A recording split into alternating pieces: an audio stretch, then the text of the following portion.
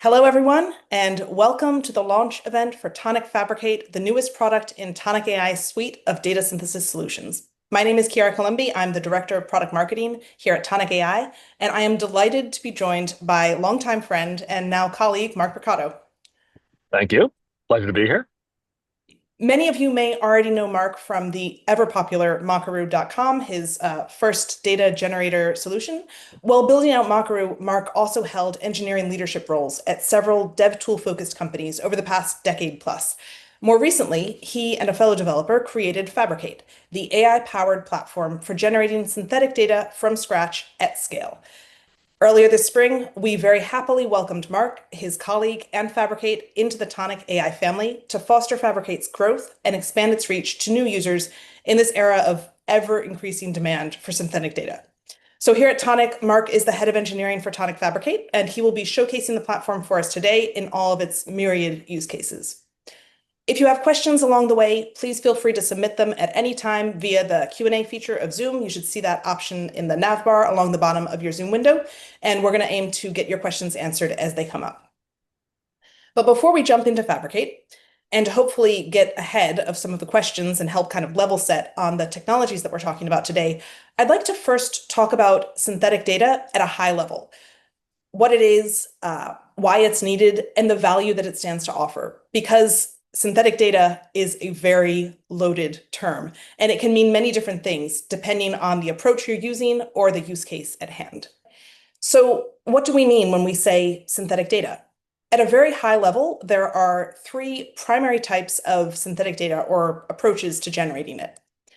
First, you have rule-based data generation. When people say synthetic data from scratch, this is often what they mean. Rather than creating data based on existing data, it's created based on a set of rules that define the parameters of the data that you need. So when you have no data, you can say, I need data that looks like this, defining the rules. It's prescriptive data generation. And it is often from scratch, but it isn't always from scratch. It can make use of reference data, for example, or build upon existing data. Common techniques for rule-based data generation include using scripts, starting with a schema and using that as your rules, or more recently, using LLMs. A key benefit of this approach is scalability. With rule-based data generation, once you've defined the rules, you can generate as much data as you want. The second approach to synthetic data is model-based data generation, which, at least at the start, does require existing data as the basis for the model. This is a statistical approach in which a model is trained on existing data to understand the data's underlying structure, relationships, patterns, and then that model can be used to generate synthetic data that mirrors the original data without referencing it explicitly. Key techniques in this approach include variational autoencoders, or VAEs, and generative adversarial networks, or aka GANs, as well as other techniques. But it's worth noting that in this realm, scalability is an issue. These technologies aren't yet capable of generating entire databases based on a model. They're more suited for individual tables at a smaller scale. To learn more about this and why that is, I recommend asking your favorite AI chatbot about one of my favorite terms, the curse of dimensionality. I love that phrase. We don't have time to get into it today unless Mark wants to later on, but do look it up.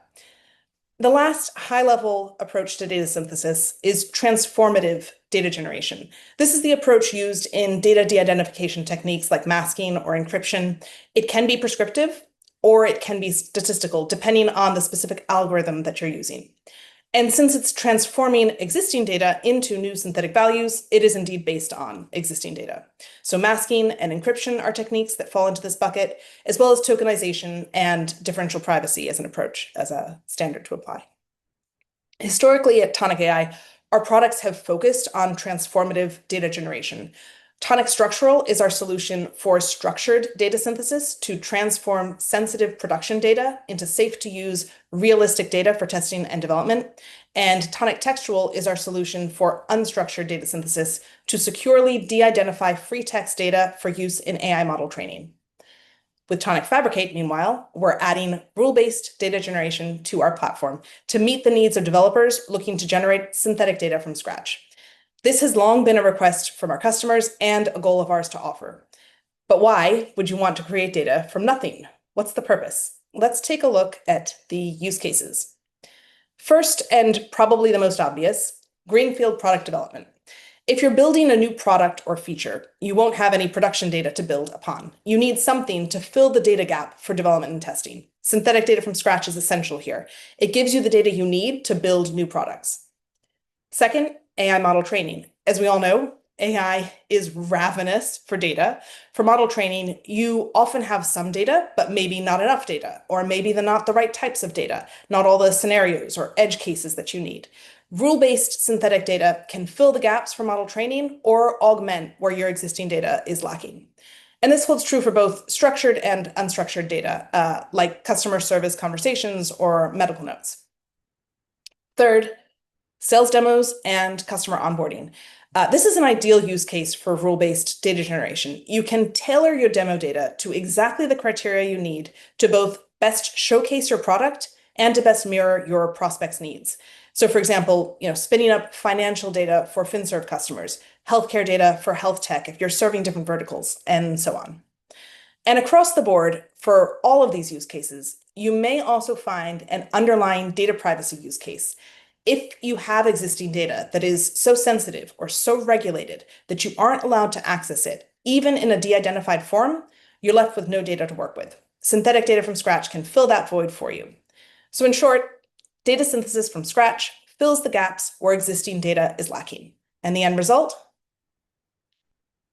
With rule-based data synthesis, you get unlimited data access to turbocharge development and uplevel your testing, which leads to better quality products and a faster time to market, all with compliance guarantees by keeping sensitive data out of the picture.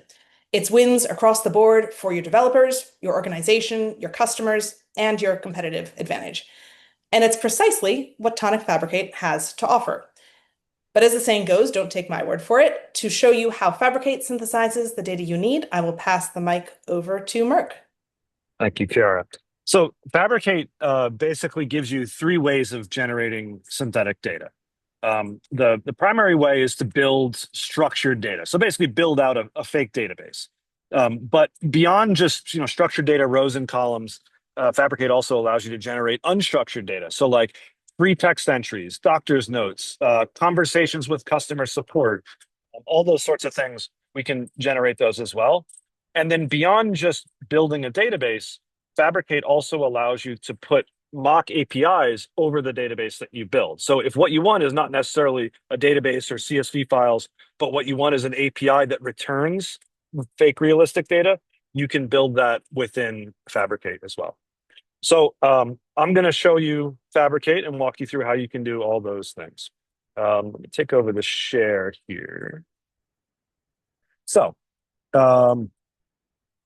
in order to use Fabricate, you can sign up for free at fabricate.tonic.ai. Once you sign up for an account, this is what you'll see. You'll be greeted with this screen to create a new database. So the way that most people get started with Fabricate is they have a schema in mind. And so if you have like a SQL DDL file that creates your empty database, you can provide that to Fabricate, and it will give you a big head start in creating all the tables and assigning all of the best settings for each of the columns in your tables.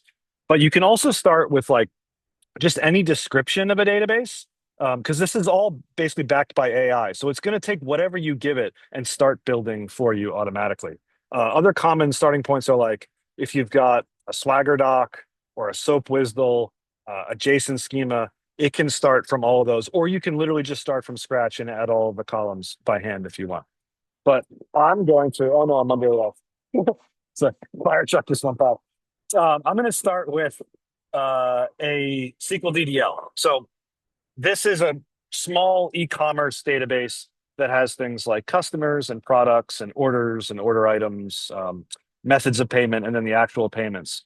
And this was derived from a Postgres database. So if you've got something like this in your source control that creates the empty version of your database when you spin up a new environment, you can just copy and paste this into the schema definition, give your database a name, pick the target platform, in this case Postgres, and then click Create Database. So this is where we use AI to parse that schema document. And again, it can be like anything describing the schema. We don't really care about the format. And then we build out all the tables and columns and assign what we think are the best settings to generate realistic data. And so, in a few seconds, you get your fully fleshed out data model. And now it's a matter of reviewing what it has set up for you and maybe making some changes to various different settings. So the first table that you're seeing here is the customers table. And uh, each of the columns has a particular set of settings. You can see those by clicking the gear icon here. So like the first column is just an auto incrementing number. We can see the underlying settings, like there's the name. Here's the generator. So generator is probably the most important thing in Fabricate. We have a large library of generators, as you can see from this list here. Basically, they're responsible for actually producing the realistic but fake data in each row.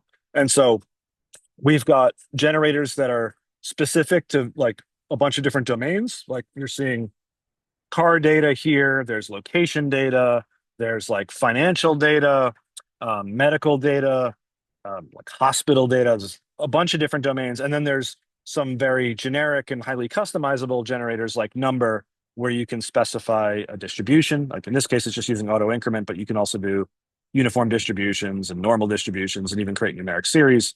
And then depending on the distribution, you define the starting point or the mean or the max, min and max. And so each generator has its own specific set of settings. Once you're happy with those, you click apply changes, and the preview of what's going to be generated automatically updates.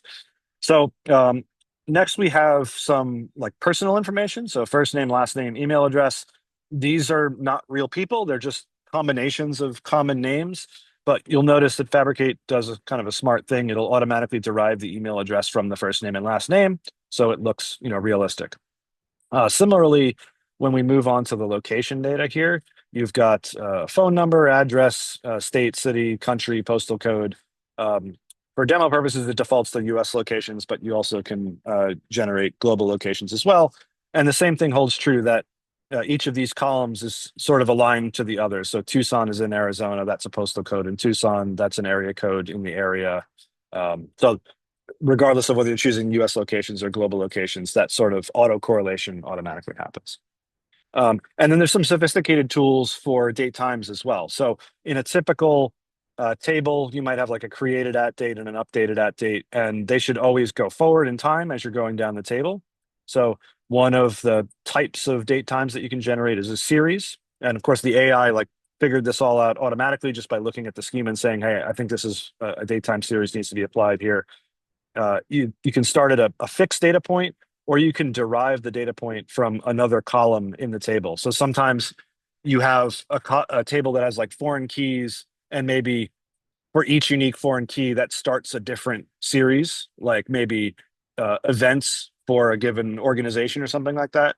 And so you can derive the start time for like from the, let's say, the creation date of the organization or something.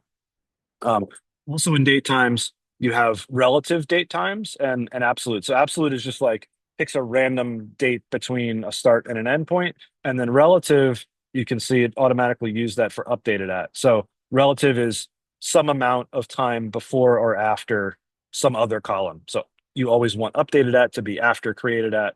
So the AI chose to set this as between 0 and 10 days after created at date. So you have these sort of sophisticated tools for making sure that you have integrity or sort of functional dependence between columns in a table. One of the really nice things that Fabricate does is that it ensures referential integrity between tables, just sort of automatically. So let's move on to orders here. Each order would be from a particular customer. So we have customer ID, that's a foreign key. That came from this part of our DDL. So there's a foreign key definition in there pointing back to customers. Fabricate's AI picked up on that, and it sets the right table, the right column. And by default, it's just picking a random value from that customer's table. But if we wanted to derive the cardinality of this table from that relationship, we could do that as well. So you can see, if I go back to customers, there's a setting on the number of rows that you want to generate. By default, it's just 100. And so it assigns that for every table. If we wanted not to have 100 rows, but we wanted to have like between 1 and 3 rows for every customer, we can do that by clicking this box here based on number of rows in this table on this foreign key relationship, and then picking a numeric distribution. So we could do like uniform, we could do normal. Uniform's probably fine. Let's say we want between 1 and 3. So if I hit apply changes here, then we will get between 1 and 3 rows for every order. So the first one has 3, the second one has 1, et cetera, going on down. So now our row count is derived from that relationship. Sometimes the LLM will come across uh, like a particular data type that it doesn't have a built-in generator. And so for those, it will use the list generator. And so if you have enums in your SQL DDL, it'll pick those up and just make those the values that it can pick from with the list generator. List generator basically just picks one value from the list for every row. You can control the relative prevalence of each if you wanted to, like say that 10 times as many orders are completed as are shipped, pending, and returned. You just put bar 10 or like bar 2 for shipped. And then if I hit apply changes, then it'll update the relative prevalence of those rows as well. If you don't have enums that describe what are the legal values for a given list column, then the AI will just come up with what it thinks are good values, depending on your needs that may or may not work for you. So you could always update those values if you want, or you can just take what the AI generates. There's also a lot of like built-in AI convenience tools within Fabricate. So if you're just like building out a database for a feature you're developing, and you don't even really know what the final version of that feature is going to be yet, sometimes it's handy to just like, hey, just give me some realistic values for a given topic. So you can just type that into this little AI assist prompt here, hit generate, and it'll come up with values that match the prompt. There's a lot of little conveniences like that built into Fabricate. So it's really meant to facilitate like workflows that need creativity, meaning like I'm a UI developer. I need data so that when I'm developing my UI, things look realistic, but I don't really know what the design is going to be just yet. So I'm using Fabricate to kind of control my own destiny. I'm creating and sort of designing what the data model is going to look like as I'm designing the user experience. Fabricate's really good at that. And then it's also good for like, I know exactly what my feature is going to be. It's all spec'd out. I've written all the code. Now I just need synthetic data to match a particular data model. I upload that into Fabricate and I get a fake database. Mark, we have a Yep. bunch of questions, so I'd like to chime in Sure. with a couple of them. Yep. And they've been coming in along the way. So if you've already touched on them, like let me know. Sure. Matt has asked, previously I had to create location data in Mockaroo first to get US and Canada locations specifically. Has that already been updated within Fabricate to not have to do that externally? Yeah. So let's see. If we go back to where was it? Customers.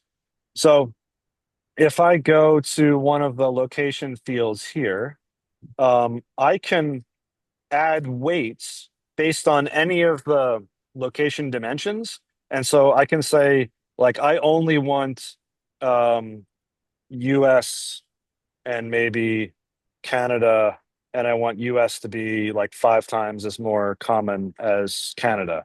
So if I do that, then oh, sorry, I'd have to switch these to global locations. Let me do, instead of country, let me just do state, since this is just the US locations here, but there's another generator that'll do global as well. So let's do state. So let's say like New York, and near and dear to my heart, New Jersey.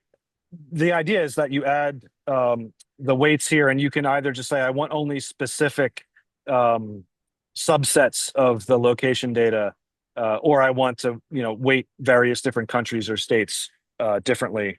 And so that's how you can sort of get subsettings for particular, countries. Another question that came in is how was the tool told the domain of data? If we use different column names for columns, does it know how to figure it out? Um, so it figures it out using the latest AI models. Underneath the hood, it's actually using OpenAI If you self-host Fabricate, which is an option, by the way, you can pick your own LLM for that. So if you need to use like Azure OpenAI or Anthropic or something like that, you can do it. So it's like most things these days, it's surprisingly smart. And even if your column names aren't particularly easy to understand, it will generally figure things out. But mileage varies. And this is sort of the chief problem in creating data truly from scratch. So Tonic has another tool called structural, which can take your production data and anonymize it so that you can use it in testing and demos, and sort of breaks the link between production and your dev environment. It has a lot to go on because it actually has the production data that it can sort of train off of. And so in that way, it really understands what the domain of that database is. If you're building something truly from scratch, and that's what Fabricate does, all it has is the schema. And so we lean very heavily on AI to try to figure out what the domain of that data is. As part of the import process, you could provide any sort of free text that describes or gives a hint to the LLM what that domain is, and it will build off of that. But it's a sort of best effort based on AI. So when you're trying to figure out how to generate your synthetic data, that's probably the first question you should have in mind is like, do I have a good corpus of production data? If so, Tonic's structural product may be the best one for you because it can just de-identify that production data and produce really good test data. In a lot of cases, you don't have production data. Like any new development, whether it's a new product or a new feature, you won't have production data, at least not at scale, to go off of. And so Fabricate can create that data from nothing, from scratch, to help you simulate what my product is going to look like in a year once it's been launched and it's collected, millions of customers. And so that's sort of the first question you should ask yourself. Just two more questions around address since we were talking about that. One is the city-state fields location aware of other countries other than US, Canada? For example, Malaysia, would it know which city is in which state? And then just to give you both questions at once, are these synthetically generated addresses real synthetic, meaning that they're traceable on a map? Yeah. So if you switch over to, if I go to I just search for global here.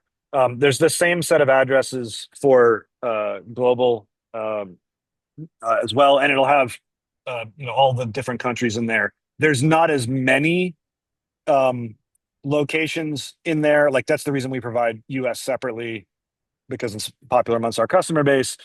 We can have a very large, very high fidelity set of US locations. And then there are US locations in the global set, but just not nearly as many. So you get a little bit lower resolution. In both cases, though, the answer to the second question is yes, in that it's realistic down to the postal code. So these street addresses are just common street names and numbers slapped together. But all the rest of these, like the state, the city, the postal code, the country, if this were global locations, it would be, some sort of regional name like a province or a county, depending on how your country is organized.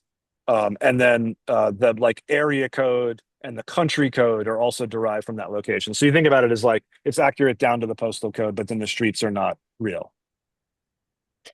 All right, we've got a bunch more questions, but I'll save them for a little bit later so you can continue with the demo. Okay, cool. So let's move over to products here. Fabricate has a built-in product catalog. It's a very large but generic set of products. So something like you might get from a online retailer like Amazon that just sells everything. But if you were an actual e-commerce store, it might be important to your product, to your software, to list very specific products in the catalog. And so maybe you have things in your code that reference specific SKUs or categories of product and show different things in the UI based on those. If you need to reference like real production data or very specific data, the way that you do that in Fabricate is you just put that data in a CSV file that matches the structure of the table, and then you can attach it by clicking this button here, attach data. So you basically upload the file, and then you click, you can either append to the generated data, so you get some mix of synthetic data, and then after that you would get real data, or you can just replace the synthetic data with that real data. So this inevitably comes up where a lot of times products consist of multiple databases and you need to reference particular keys in another database, or there's just certain seed data that your code relies upon being there. And so that's the way that you sort of fix that seed data within Fabricate. Um, Another thing that is a common need is like, let's go back to customers here. Um, Maybe I'm using Fabricate for like some sort of automated tests. And with automated tests, uh, oftentimes you want the data to be predictable. You may even want like the exact same data set every time you run your test. Of course, if you wanted the exact same data set, you could just generate the data set once with Fabricate, store it in your CI/CD, and then run against it. But sometimes you actually want a combination of like things I can depend on plus randomness. So if you want that, you can go into any column or table. If you go under advanced, you can set a seed, um, and that seed is the basis of the randomness for that column. It's the seed for the random number generator. And so the actual value of it doesn't matter. It could be anything. It just matters when the value changes. So if I set this value here, and then I hit apply changes, what'll happen, it'll change one more time as it updates the seed. And then if I refresh the data, you'll see first name doesn't change and neither does last name or email because they're derived from the same sort of person entity. But if I hit refresh, you'll see the location data keeps changing. So if you kept regenerating either by clicking export data here or from the API, generating new data sets, anything that's frozen with a seed is exactly the same every time, and everything that's not is re-randomized. So in that way, you can create predictability in the data that you generate. Okay. Let's see. Sometimes you'll need to derive the value of one column from other columns. If you're familiar with Makaru, Makaru has a formula data type that uses Ruby. Because we're taking a much more row and column relational approach in Fabricate, we've provided a similar capability but with SQL. So if you go over to order items, I've got a quantity and a unit price. Let's say that our data model also had a subtotal, which would be derived from quantity and unit price. I can add that by creating a column. I'll call it subtotal. And then I'll use the SQL generator. And then you just type in a SQL expression here to give you your value. And SQL sometimes is a little bit hard to remember the exact format. So we have an AI assist built in, and it's pretty smart. So I can literally just say calculate the subtotal, round to 2 decimals, and it's aware of the table and it'll just figure it out. And so it'll write the SQL expression for me. So now we have our subtotal generated. So that is really useful, not only for computing stuff, concatenating stuff, but also creating functional dependencies between columns. So you might have an instance where if the product category is clothing, then the price should be in a certain range. Or if the product category is, toys, then maybe the list of allowed values for a certain column is a subset of the overall values. All those sort of like if logic can be achieved with this SQL generator. There are also, let's see, if I go to like payments, I might want to, in this case, like the AI isn't smart enough to know that the payment should be based on the sum of the order items. So it just came up with a random number. But there is a generator, for that sort of thing. So we can do, there's sum from another table. So this will basically add up the values from a column in another table. If we pick, let's see, order items, and then we take the subtotal, and then we just have to do our match criteria. So we need order ID to match payments.order ID. And now if I hit apply, then this will generate the subtotal for each order based on adding up the order items. And we get some nulls in here because we don't necessarily have items for each order. So if I went back here and said, let's base the cardinality on this foreign key relationship, and ensure that we have at least between, let's say, 1 and 3 items for each order, then that'll go back there and fix that. And then now we have uh, a valid, sum for each order because we have at least one item in each order. So moral of that story is like your data model doesn't have to be normalized. It can have a lot of this sort of denormalization in it, as is common for improving performance of your product. And so there are tools within Fabricate to be able to handle that denormalization. All right. So everything that I've shown so far is just like configuring sort of the recipe for building your database. And so as you make these changes, things are updated automatically, and you can kind of go around and proofread everything that's been done by the AI and figure out, okay, this is now ready to go. Once you're ready to actually generate the full database, you can do it in the UI by clicking export data here. And so you could export as like a SQL file, as a zip of CSVs, a zip of JSON lines. There's a Postgres optimized format that uses CSV and does a sort of bulk ETL into Postgres. If you choose different platforms, there's some other optimized formats for those platforms as well. Or you could push directly to a database by creating a new target and filling out the connection information. So that would obviously require allowing Fabricate to connect directly to your databases, which some use cases will allow and some won't, just depending on your security protocol. Fabricate, what I'm showing you right here is the cloud version of Fabricate. You can also self-host Fabricate as well. So if your security standards are very sensitive, you don't want to use a cloud, you don't want to be uploading data to the cloud or generating data in a cloud, or you want Fabricate to be able to connect directly to your databases, but your IT team won't allow that. We offer self-hosting as an option as well. So it can run entirely within your own cloud. We don't have access to any of the data. It's like totally secure. You just have to, host Fabricate, and it's supplied as a Docker image. So that's how you can generate. Yeah, go I ahead. was just going to say we had a couple questions around that, so I just want to make sure Yeah. they were fully answered. Someone said that they remember the doc set mentioning a Docker image, but are there any other options besides that? For Um, no, for self-hosting, it's always just delivered as Docker, which gives you a lot of versatility in how you host things. So many customers host on AWS, like ECS or EKS Kubernetes or ECS, but it's compatible with the other major clouds or anything that can run Docker. But yeah, it's always a Docker image. Okay, great. Did you want me to chime in now with a couple more questions, or is there something Yeah, else? sure. Okay. We had some questions around relationships. How does Fabricate ensure that referential integrity is maintained across these databases if there are soft relationships, soft links?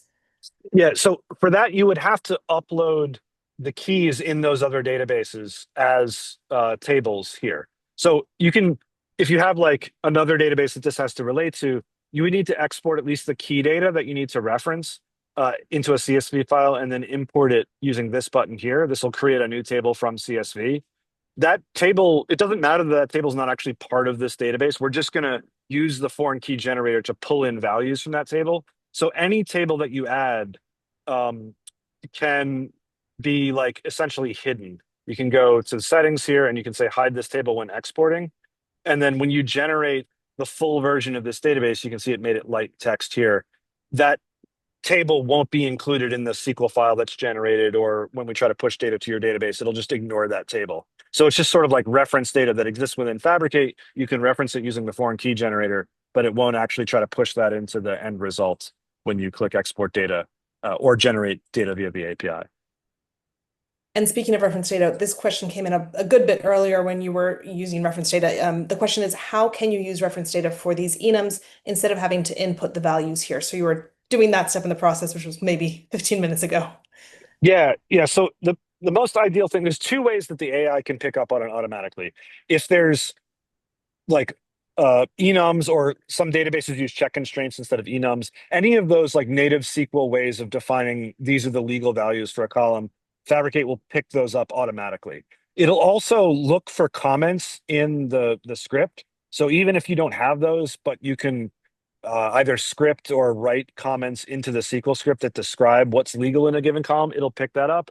Otherwise, you either have to enter them directly through the UI in the list settings, or you could upload those. Like if it's a very large set of values, it's better to just put them in a CSV file, upload them as a table, make that table hidden, and then use the foreign key generator to pull in values from that hidden table. All right, one last question about relationships before I let you Yeah. get back. Is it possible to create data relationships between two different databases? Um, Only in the ways that I described. Like there isn't yet the ability in Fabricate to relate columns from different databases within Fabricate. Each database is sort of isolated. That's a feature that's probably coming fairly soon, but for now, the way that you have to do it is put the key values in a like CSV and then import that as a hidden table that you reference in your Fabricate database. Okay, cool. Thanks. Okay. Um, so let's see. We covered like the setup. We covered generating the full version of the database via the UI. Fabricate has a fully featured API as well, and the docs are all linked here from the user menu. And so you can generate data from an existing database by name. You can even like do all of the, create, update, delete operations from that API. So you can configure databases there as well. So the most common workflow is like, all right, I know I need to make a synthetic version of this database. I upload the schema into the UI. I review the settings. Once I'm happy with the settings, then if I want to automate the generation of data as part of some CI/CD workflow, like every time I run my tests, I want to generate a new cut of this data, or every time I spin up an environment for demoing, I want to generate a new cut of this data. Then you would use the Fabricate API from your CI/CD platform to generate that data and either download it into the CI environment and then do with it what you need to, or have it pushed directly into a database that you set up. And so there's a REST API for that, and then there's also a JavaScript client library that wraps that REST API that you can download from npm. So there's some pretty convenient ways to use that. So when the first slide that I showed, I mentioned generating structured data, generating unstructured data, and APIs. So for unstructured data, if we go, let's go into here, unstructured data demo. So there's a generator, let's go to notes, called unstructured data. And the unstructured data generator uses AI to generate either free text passages, conversations where you have two personas that are conversing on a topic back and forth, or it can generate arbitrary JSON structures, with free text inside of them as well. So this is ideal if you want to generate like doctor's notes or customer support conversations between like a support agent and a customer. So any of those like free text columns that you have in your database, sometimes it's okay to just use like lorem ipsum and just have, filler text. But sometimes you want something that's really highly contextual and very realistic to read. And so the unstructured data generator does a great job with that. The way that it works is that, like, if I want to generate some free text, for example, welcoming somebody to like a neighborhood association, I could provide a prompt. You provide variables in the prompt, and those variables just pull in values from other columns. So that's how we create the dimensionality of all the different text passages that we're going to generate. Is that you might have, let's say, a more sophisticated example would be, I want to generate doctor's notes for a patient visit on a certain date. The patient has a certain name, they have a certain diagnosis, and maybe this is like their third visit, and this is the name of the hospital they visited. So those are all different variables. We can generate those as separate columns in our database using the other generators built into Fabricate. And then we use those as variables in our prompt, and the LLM will then go and generate a realistic text passage based on that prompt. So if I just generate a sample here, you'll see it's using the name and then it's generating a little, welcome note. It's a very trivial example, but you could do something much more complex with many, many dimensions. And then Fabricate, as it generates all the rows, it will use the LLM in parallel at scale to generate lots of these text passages at a decent speed. LLMs are not super fast, but Fabricate sort of orchestrates calling the LLM in parallel for you so that it gets as much out of the LLM in as little time as possible. So it's feasible, in the course of like a minute to generate many thousands of, realistic text documents using an LLM. Whereas if you try to orchestrate that yourself, it would be quite a bit more difficult. LLMs are really not good at understanding any kind of numeric situation. So if you ask an LLM for 10 unique things, it'll do a pretty good job. If you ask it for 50,000 unique things, it's like it has no concept of counting to 50,000. So, and it'll probably, run out of, it'll get tired before it gets to number 50,000, and you'll have to keep, clicking regenerate to get there. So, but Fabricate doesn't have that issue because it's using all these discrete columns to generate random combinations of them and then call the LLM. So it can literally generate exactly as many records as you need. So again, that's like really good for any kind of free text passages, whether it's, conversations or just, free text notes. It's good for like comments on bug tickets, any kind of conversation between people. It's really handy for that. So that's how you can embed unstructured free text data within the structured data that you generate in Fabricate.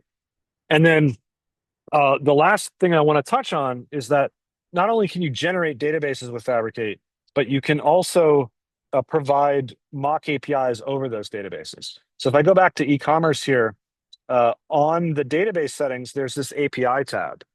And so sometimes what you need is synthetic data, but you don't actually like care to connect directly to a database. You actually want to simulate some sort of API. Like maybe you're a front-end developer or a microservices developer that just doesn't have access to the database, and you want to sort of own your own destiny. You want to be able to craft exactly how those API responses are going to look so that you can do your UI development without waiting on the team that's actually developing the back-end services. So you can author that API using JavaScript in Fabricate, and it's deployed instantly to Fabricate's serverless environment. And basically the way that it works is that you create a snapshot of the database, and that snapshot is stored within Fabricate.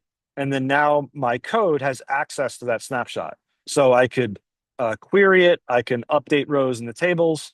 It's basically like a little mini application that's instantly deployed and hosted within Fabricate. So the example here actually doesn't connect with the data model that I have because I don't have a users table. But let's say that we wanted to get a customer by ID. I could write that, but I want to save people the time of learning this little express style framework. So you can just use the AI composer and say, get a customer by ID, and it'll go and generate that code for you. And you just hit add to API, save, and then now that's instantly deployed. So if I go and call my Fabricate URL and pass /customers/customer ID, then you'll get the customer corresponding to that ID. And again, like it's not only read only, it's read write. So you can make changes to rows in the snapshot. This can actually be like a functional, ephemeral database for demos, for UI development, just hosted within Fabricate. And so that AI composer is pretty powerful. You can take like a whole Swagger doc or just like example inputs and outputs from curl and just paste it in there, and it will come up with something that matches that example or spec, and write the code for you, and you just deploy it. And then to actually call it, you just go into help here, and it'll give you the full URL. So basically, you'll have this prefix that points you to the right database and workspace within Fabricate, and then everything after that prefix would be the URL patterns that you define in your API. So Fabricate's not only a synthetic data generation tool, but it's also an API mocking tool as well. And so the main mission of Fabricate is to really empower developers to have control over the synthetic data that they're using, whether it's for development or testing or for software demos, so that you're not dependent upon production data or another team to build a particular, API for you, you can generate the data that is exactly what you need for your demo or for your development within Fabricate. So again, Fabricate's both available as a cloud environment, fabricate.tonic.ai. You can sign up for free. The free tier is free forever. It just limits you to 100 rows per table. And then there are paid plans that you can sign up for with a credit card that are very inexpensive. And then for larger limits, we have enterprise plans, and you can self-host Fabricate as well. So if you're not able to use a cloud software for this type of use case, contact us and we can give you access to a Docker version that you can host within your own environment. So with that, I guess I'll pause and see what other questions there are. So many questions. We Yeah. may not be able to get to all of them, in which case we will make sure we reach out to everyone who has asked questions to get them answered via email or on a call. Let me scroll through and find a couple of them. All right. Can you talk a little bit about synthetic data across multiple applications? For example, it's not uncommon for vendor solutions to have their own implementation of customer, and we want the same synthetic data to be in multiple places to support integration testing and cross-app dependencies. Integration across apps is a big concern for us due to the high amount of integrations. Yeah. So there's like a couple of ways that you can handle that. One is if you wanted to have like a golden list of customers that showed up in each of your different applications and each one of them had a different Fabricate database, you could generate that list once with Fabricate and then just import it as CSV into all those other databases. So it would all be pulling from the exact same canonical list of customers. Or you could use that seeding capability that I showed to freeze either entire tables or particular columns so that any database with the same seed would produce the same values for a particular table or column. All right, I'm checking out more. I think I have a few in the chat. Yes, can we create time series data? For example, data that follow the status of a user's application over a period of time. Yeah, so if I go back, in a way, this created at is one of the most common time series. But the idea is that you pick a starting point, and so you might actually use the user's sign up date as the starting point, in which case, imagine you had a sign up date, a column here. You could reference that by saying from column and then picking the sign up date. So that would be the starting point for the time series. And then as you go down rows for that user, and you'd like, if you had a foreign key to user ID, you'd select that here for in partition by. So that'll basically restart the series for each unique value of that user ID.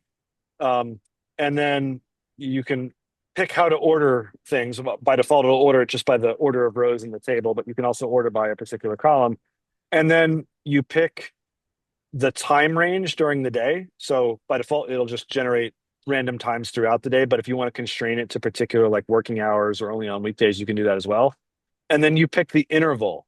So you could simulate, I get a new transaction every 5 seconds. So you might do like uniform between 1 and 5 seconds. Or I get a new event every roughly 10 days. So you might say like normal distribution of roughly 10 as the mean and then pick days. And so that controls the distance in time from one time point to the next as you go down the table.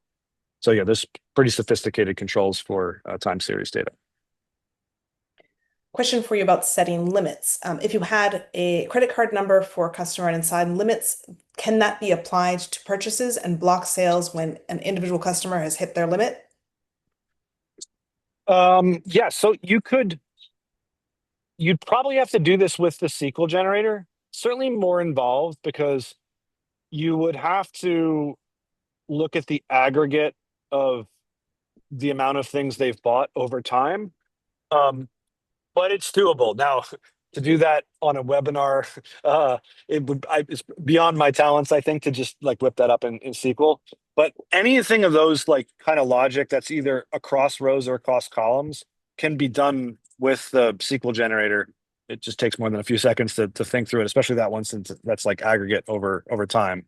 But yeah, you can certainly have like case statements that says if this value is over a certain value, then produce a value in a particular range. You can also, when it comes to numeric data, let me go to one of my like numeric columns here. All right, so I have quantity, but for any number, you can add variance. So you can say the defaults are uniform distribution between 1 and 100, but maybe when a certain SQL expression condition is met, I want a different range. Or I can say some percentage of the time, like maybe I want to have an outlier that 1% of the time, my maximum is like way outside of what's normal. So maybe my minimum is like, 1,000 and my maximum is 10,000. So that'll now occur 1% of the time. Here, let me like raise it up to 10% so it's a little bit more prevalent. So now you can see it's creating this sort of outlier condition. And so you could have, multiple variants, multiple outliers. You can tweak distributions in that way, or you can do more sophisticated things where you have a SQL expression that's doing some very precise logic based on multiple rows or columns. Couple more questions, maybe we can get to them all. One of the things I'm trying to do is generate sample data examples for new data schemas so that they can be included in documentation. I want to automate the process as much as I can. I know I can script the SQL, DML, and DDL, no problem. Here's my question. Tonic has a backup and restore feature, and I see that it uses JSON. Is it safe to work directly with that JSON format if I want more fine-tuned control? Yeah, you can. It's it is not a it's not a we don't publicly document that format.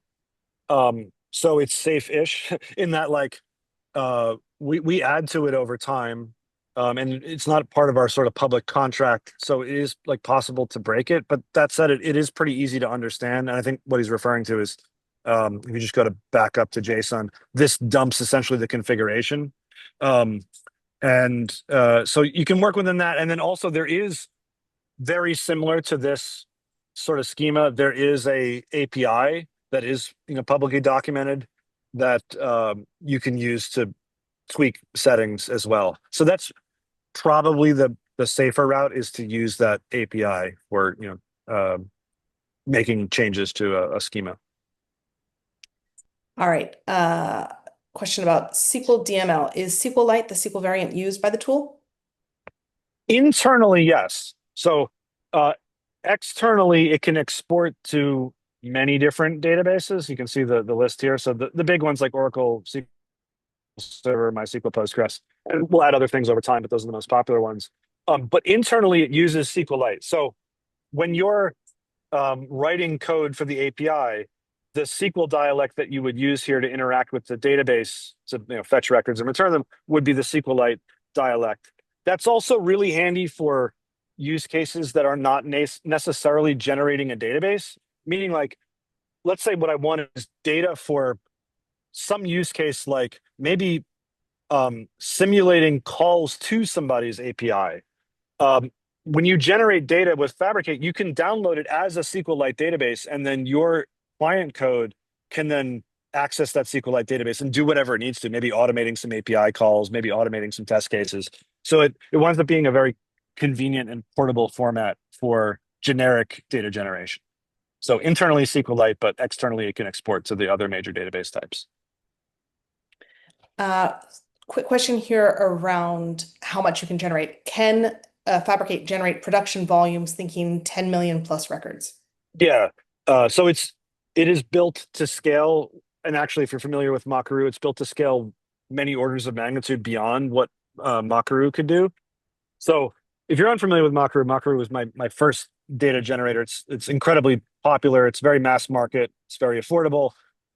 But Fabricate, I built sort of as a reaction to the problems I saw that people had with Makaru when trying to use it for industrial strength use cases. So one of those is scale and the other is complexity.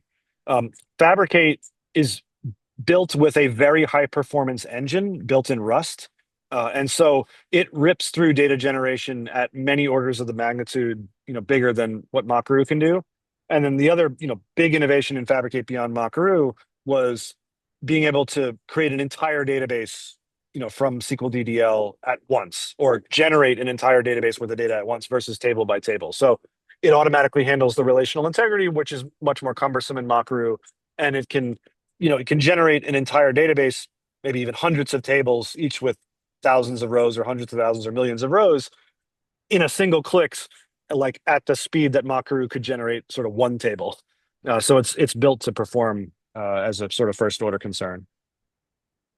I'm glad that you spoke a little bit to the difference between Makaru and Fabricate because we did have a Makaru user who was wondering if they can upgrade from Makaru to Fabricate, and that's not an option. But anything more you can say to them about if you're making the leap from Makaru to Fabricate, what you might do? So I guess what I'll say is like they obviously have similar DNA. So a lot of the use cases and the way things are designed in both tools are similar. So it is a pretty easy transition for folks in terms of understanding what the tools can do. But they are different products and they're actually from different companies. Makaru is still my own, sort of side project, and Fabricate is part of Tonic. So there's no upgrade button. You'd have to sign up for a Fabricate account, and purchase that separately. So that yeah, there are separate products, but with a similar sort of DNA. Yeah.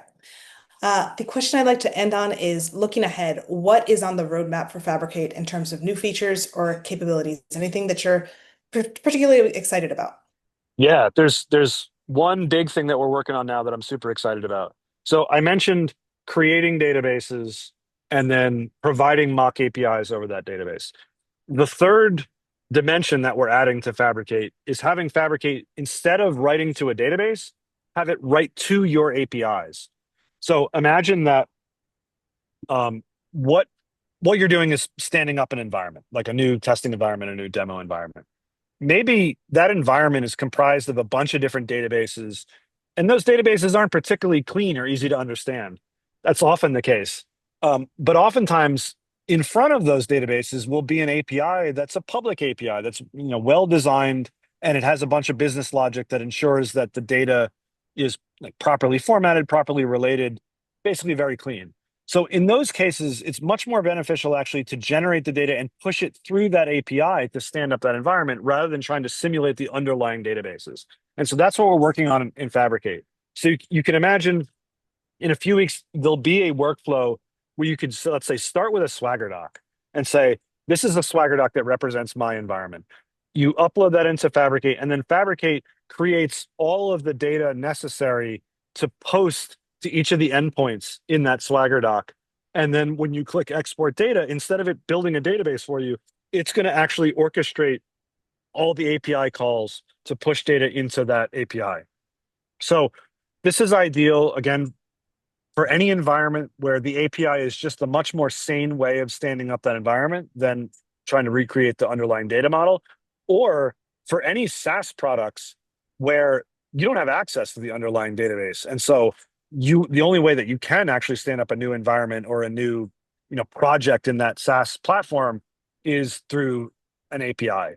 So we actually see this in the long term evolving into potentially an API testing tool within Fabricate. I mean, we'll have the bones of that where we're going to generate the data, we're going to call your APIs, we'll take things like the primary key generated and returned by your API and relate it back to, subsequent calls. So it'll have quite a lot of orchestration in there, and it can do things at scale, potentially even parallelizing API calls so that it can, get as much data in as small time as possible.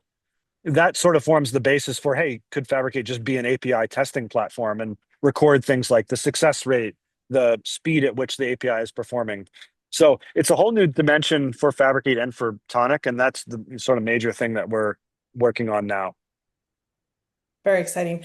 Mark, could you do me a favor and move over to the tab that has the slides so we can show that last slide with all the links of where people can go? Yeah, sure.